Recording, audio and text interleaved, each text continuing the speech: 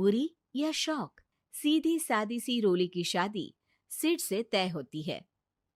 शादी के बाद तुम नौकरी करना चाहोगी? नहीं नहीं, बिल्कुल नहीं।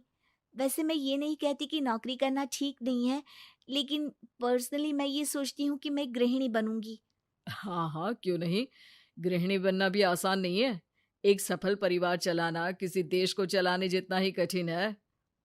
रोली को सिड का साथ और बात दोनों अच्छी लगती है, और फिर वो दिन भी आ जाता है जब दोनों की शादी हो जाती है। शादी के बाद ये क्या, सारा दिन किचन कपड़े और चार दीवारों के आगे पीछे घूमती रहती है। जा बाहर निकल कर देख, कितनी स्मार्ट लगती हैं वो औरतें जो नौकरी करती है। हाँ, अच्छी तो लगती है सासू माँ, लेकिन मैं नौकरी नहीं कर सकती। मेरा मन घर के कामों में ही लगता है। अरे मेरी बेटी तो कमाती है, अपने को फिट भी रखती है और सास को भी खूब शॉपिंग करवाती है। अच्छी बात है ना सासू माँ। मैं तो जो है उसी में संतोष मान लेती हूँ। बरकत होनी होगी तो इसी में भी हो जाएगी। ये बोलकर रोली चली जाती है। एक दिन सास की सहेली घर आती है, जहाँ रोली उन्हें चाय के साथ कई तरह के पकवान बनाकर खिलाती है। अरे वाह, तेरी बहू तो बहुत गुणी है। कितना सब बनाकर ले आई। मेरी वाली तो ऑफिस से आकर 2 रोटी ही सेक दे तो समझो एहसान कर दिया। अरे ऐसा ना बोल। तेरे घर में 2 कार, 4 मंजिला मकान, और तेरे लिए जो वो अपने पैसे से साड़ी लाती है वो भी तो कितनी कीमती होती है। अरे मेरी वाली तो बस सारा दिन इन्हीं 2 कमरों को ताजमहल बनाने में लगी रहती है। सहेली चली जाती है। कुछ समय बाद रोली को एक सुंदर सी बेटी होती है। अरे क्या सारा दिन उस बच्चे में लगी रहती है। माँ, मुझे ना 1 मिनट भी छोड़ने का मन नहीं करता। देखिए ना, कितनी प्यारी है। मैं ना इस हर पल को एंजॉय करना चाहती हूँ। अरे हाँ हाँ, हमने भी बच्चे पाले हैं। हम भी जानते हैं कि कितने प्यारे होते हैं, और अपने बच्चे को बढ़ता हुआ देखना कितना अच्छा लगता है। लेकिन एक दिन अचानक और रोली, एक बहुत बड़ी घटना हो गई। एक शॉर्ट सर्किट से पूरी दुकान जल गई। ओह, अब अब क्या कुछ समझ में नहीं आ रहा कि कैसे घर चलेगा। घर की पूरी गाड़ी पटरी पर लाने के लिए कई साल लग जाएंगे, और वापस पहले जैसे होने में भी बहुत टाइम लग जाएगा। रोली रोली कुछ सोचती है, फिर अपने 3 महीने के बच्चे को देखती है और कहती है, आप कहें तो मैं नौकरी शुरू कर दूं? माँ मुन्नी को देख लेगी, फिर शाम को तो मैं घर आ ही जाऊंगी। सिड कुछ कहता उससे पहले ही उसकी सास वहां आ जाती है। अरे हाँ हाँ, अब भी तुझे नौकरी करने के लिए पूछना होगा। अरे घर पर इतनी बड़ी विपदा आ गई है, तू है कि बच्चे का मुंह देख रही है। अरे क्या मुझ पर भरोसा नहीं है? अरे नहीं नहीं माँ जी, ऐसा क्यों बोल रही हैं आप? फिर क्या था, सिड से पूछकर 3 महीने की बच्ची को रोली सास के पास छोड़कर चली जाती है। शाम को ऑफिस से आने पर अरे सारा दिन इसने तो चैन नहीं लेने दिया, बस गोदी में ले लेकर घूमती रही। हाथ दर्द हो रहा है। बहू को बहुत गिल्ट फील होता है, लेकिन जब वो घर की हालत देखती है तो चुप रह जाती है। ऑफिस में सहेली कहती है, अरे रोली, तेरी तो बच्ची छोटी है ना, कैसे मैनेज करती है?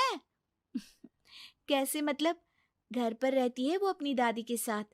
ओ यार, कितनी अच्छी है तेरी सास। मेरी सास को जब पता चला कि मैं नौकरी ज्वाइन करने की सोच रही हूँ, वो तो सीधे अमेरिका चली गई मेरी ननद के पास।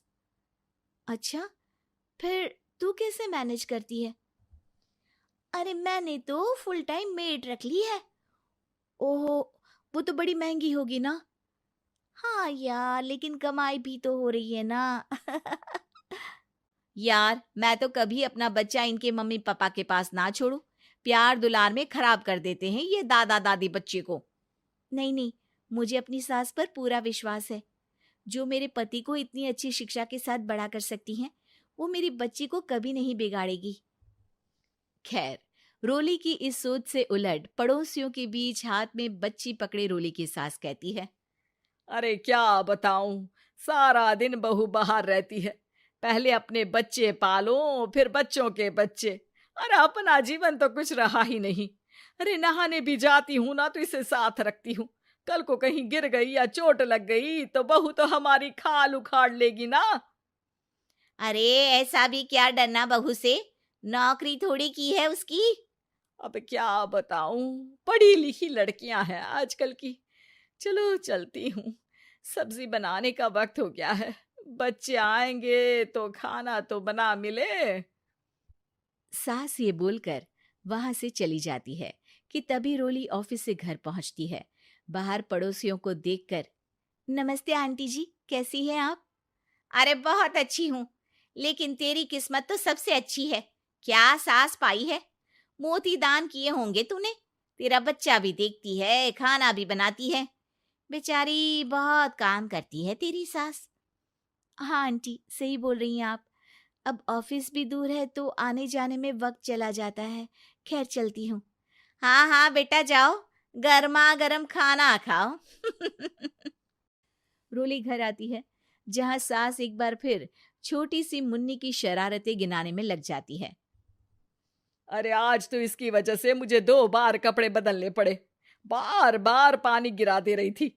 दोपहर में थोड़ा सोचा कि आराम कर लूं तो दूध के लिए रोने लगी। हाय, मैं तो परेशान ही हो गई। रोली को सास की बात अब कुछ अजीब लगती है, पर वो जल्दी से कपड़े बदलकर किचन में जाकर रोटियां बनाने लगती है। सारा महीना काम करने के बाद रोली को सैलरी मिलती है। वो पैसे लेकर सीधे सास के पास जाती है। माँ जी, ये मेरी सैलरी। आपने हर कदम में इस घर का साथ दिया। मैं नौकरी करने के पक्ष में नहीं थी। मैं तो अपने बच्चे को बढ़ता देखना चाहती थी। मैं थोड़े में भी खुशी थी। कभी मैंने आपको किचन में पैर नहीं रखने दिया था। घर की मुसीबत नहीं आती तो मैं कभी इन जिम्मेदारियों को आप पर पड़ने नहीं देती। अब सास समझ चुकी थी कि उसकी गलती कहाँ है।